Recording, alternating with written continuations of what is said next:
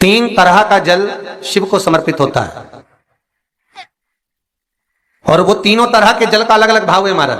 पहला जल सादा, घर से पानी लेकर गए, जल लेकर गए, शंकर को चढ़ाया, वो हमने घर का अपना एड्रेस बता दिया, भगवान शिव को जल चढ़ाकर अपने आनंद के लिए शंकर से कुछ प्राप्त कर लिया। दूसरा जल, जल के कलश में थोड़ा सा इत्र डालकर शंकर को जब समर्पित करते हैं तो महाराज घर में अगर कोई व्यक्ति बहुत रोगीला है, बहुत रोगीला, एक शिव महापुराण में, स्कंद पुराण में, नर्मदा पुराण में, भविष्य पुराण में, अग्नि पुराण में, नारद पुराण में, बरहा पुराण में, वामन पुराण में जितनी चीजें लिखी गई है एक एक प्रैक्टिकल कर कर देखो तो शिव महापुराण, स्कंद पुराण का यह भाव याद करिए कि एक लोटे पानी में इत्र मिलाकर, जल में इत्र मिलाकर, बहुत रोगीला व्यक्ति, बहुत बीमार व्यक्ति है, एक लोटा पानी उसका हाथ का स्पर्श कराकर शंकर को चढ़ाना प्रारंभ कर दीजिए। महाराज केवल 5 या 7 दिन चढ़ाओ और वो 7 दिन के बाद में उस बीमार व्यक्ति का क्रम देखिए कि उसमें कितना आराम लगा है। औषधि दवाई काम करना प्रारंभ करी कि ना करी। केवल इत्र समर्पित, इत्र का जल। तो पहला जल सादा, दूसरा जल है इत्र का, और महाराज तीसरा जल जो शिव महापुराण के अंतर्गत कहा गया है बेलपत्र का जल। तीसरा जो जल है वो बेलपत्र का जल। बेलपत्र का जल कैसा? तो महाराज शिव महापुराण की कथा कहती है कि जल के पात्र में एक बेलपत्र अंदर डालकर उस जल के पात्र को ले जाकर शिव को समर्पित करना, अर्थात अपनी मन की कामना भगवान शंकर से कह देना। केवल बेलपत्र के माध्यम, बोलना नहीं है हमको, कुछ हमें कुछ कहना नहीं है। 3 तरह का जल का जो व्याख्यान वर्णन किया गया, एक सादा जल जो भगवान को कहा, आपने अपना एड्रेस बता दिया, आपने अपने मन का भाव बता दिया। इत्र का जो जल चढ़ाया गया वो केवल रोग मुक्ति के लिए चढ़ाया गया। और तीसरा बेलपत्र, अगर उस जल में एक बेलपत्र भी पड़ी हुई है और वो बेलपत्र पड़ा हुआ जल आप जिस भाव से चढ़ा रहे हो, जिस कामना से चढ़ा रहे हो, शंकर वो कामना आपकी पूर्ण कर देते। और लिंग पुराण को अगर आप पढ़ेंगे तो उसमें पाएंगे कि लिंग पुराण के अंदर लिखा है कि आप शंकर को अगर जल भी नहीं चढ़ाएं, आप शंकर को वस्त्र भी नहीं चढ़ाएं, आप शंकर को फूल भी ना चढ़ाएं, आप बेलपत्र भी ना चढ़ाएं, अगर शंकर को आपने कुछ भी ना चढ़ाया तो केवल शंकर के मंदिर में 2 क्षण जाकर उस शिवलिंग के सम्मुख में बैठ जाओ, कुछ मत बोलो, केवल मौन होकर उसको निहार लो, केवल मौन होकर निहार लो। बहुत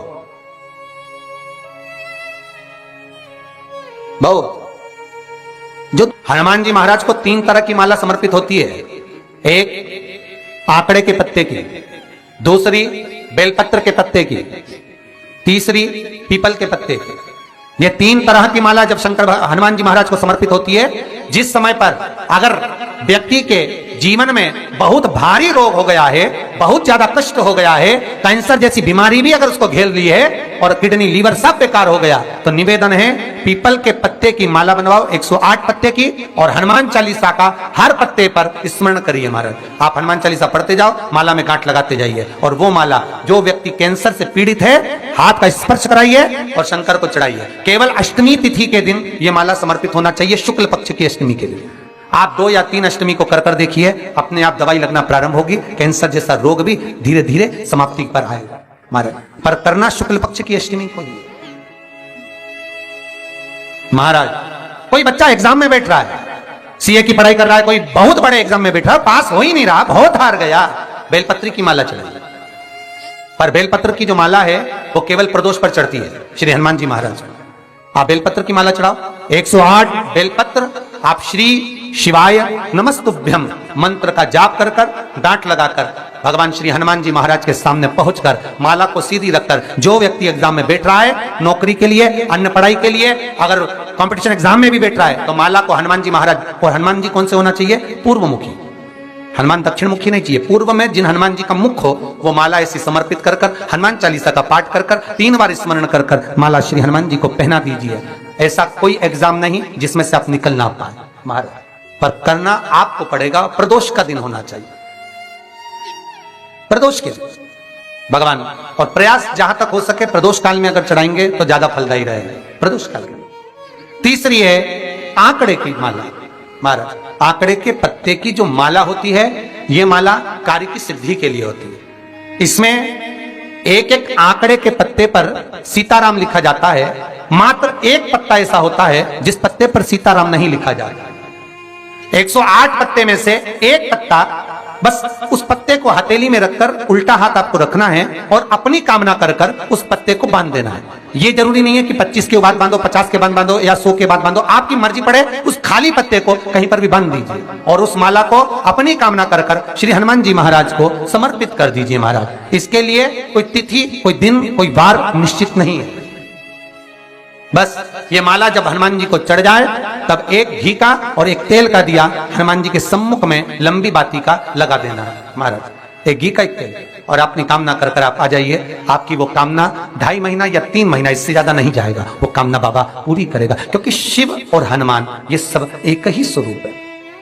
अब आप कहेंगे महाराज जी ये कौन सी पुराण से लिया है, तो आप इसको लिंग पुराण के अंदर देख सकते हैं। आप गीता प्रेस गोरखपुर की लिंग पुराण लीजिए, उसके अंतर्गत आप इसका व्याख्यान वर्णन पढ़ सकते हैं महाराज। एक एक क्रम हमारे शास्त्रों का हम उसको बस ज्ञात करें, हम इधर उधर डोले नहीं। हमारी पुराणों में इतने लेख लिखे गए हैं, उसको ही अगर हमने निकाल लिया तो हम जीवन में सुख पा सकते हैं, हम दुखी नहीं हो सकते। मंत्र कौन सा है जो दिया जा रहा है, वो मंत्र कौन सा है जो प्रदान किया जा रहा है? हनुमान जी महाराज ने वो मंत्र जो विभीषण को दिया, और एक विभीषण जिसको लात मार दी गई, एक विभीषण जिसको लात मारकर निकाल दिया गया, जिसके घर का भी ठिकाना नहीं था, वो विभीषण एक छोटे से मंदिर में जो रहता था, तुलसी का क्यारा जिसके दरवाजे पर था, और वो विभीषण जब सीख रावण को देता है तो वही विभीषण को जब लात मारकर निकाल दिया जाता है, तो वो मंत्र कौन सा था जिसको विभीषण ने जपा और विभीषण लंका का अधिपति बन गया, सत्ताधारी, वैभवशाली? वो मंत्र कौन सा? केवल एक मंत्र जो श्री हनुमान जी महाराज ने विभीषण को दिया महाराज, वो मंत्र कोई दूसरा नहीं था, केवल भगवान का नाम विभीषण को प्रदान किया था। क्यों? क्योंकि विभीषण के दरवाजे पर जब हनुमान जी महाराज पहुंचे थे, विभीषण के द्वार पर जब हनुमान जी महाराज पहुंचे तो विभीषण के दरवाजे पर जाकर क्या देखते हैं कि सब कुछ विभीषण के यहां पर है, और विभीषण लगा हुआ है, कभी यहां पर प्रणाम करता है, कभी वहां प्रणाम करता है, कभी विभीषण यहां जाता है, यहां नमन करता है, कभी विभीषण वहां नमन करता है, कभी विभीषण इस स्थान पर जाता है। विभीषण यहां मत डोल रहा है, ये हनुमान जी देख रहे हैं। घर में दिखाया तो वास्तु दोष है, क्या करें? पाइप तोड़वा के इधर का इधर कर दो, सीढ़ी तोड़वा के इधर कर दो। राशि में दिखवाया तो ग्रह दोष है। सारे दोष मनुष्य को नजर आते हैं और सब कुछ कर लेता है वो, पितृ दोष के लिए भी, वास्तु दोष के लिए भी, ग्रह दोष के लिए भी, पर मनुष्य को सारे दोष नजर आते हैं। जब दुख आता है बस एक दोष नजर नहीं आता अपने कर्मों का कि पहले क्या कर कर आया है, वो भी तो दिखवाओ किसी महाराज से। महाराज जी बोल देंगे पितृ दोष है, महाराज जी कह देंगे वास्तु दोष है, महाराज जी कह देंगे ग्रह दोष है, महाराज जी कह देंगे ये दोष है, पर महाराज से एक दोष अपने को अपना छाटना है कि मेरे कर्म का दोष कौन सा है। मैंने पत्रिका दिखाई, महाराज जी ने कहा वो भी करा, मैंने ये उन्होंने बताया वो भी करा, मैंने ये व्रत करा, मैंने वो उपास करा। अपने कर्म का दोष भी तो देखो कि दोष कौन सा है। दरवाजे भी बदल दिए, सीढ़ियां भी बदल दी, वास्तु शास्त्र वाले को बुलाकर घर भी बदल दिया, 50 बार मकान भी बदल दिया, सारे दोष हमने देखे, पर भीतर का दोष नहीं देख पाए कि हमारे कर्म का दोष क्या है। जो पूर्व में कर कर आए हो वो कर्म का भोग मनुष्य के शरीर में भोगना पड़ेगा, और मनुष्य का शरीर मिलता ही काय के लिए है? एक भगवान का भजन करो और दूसरा कर्म का भोग भोगो, इसके सिवाय है ही क्या?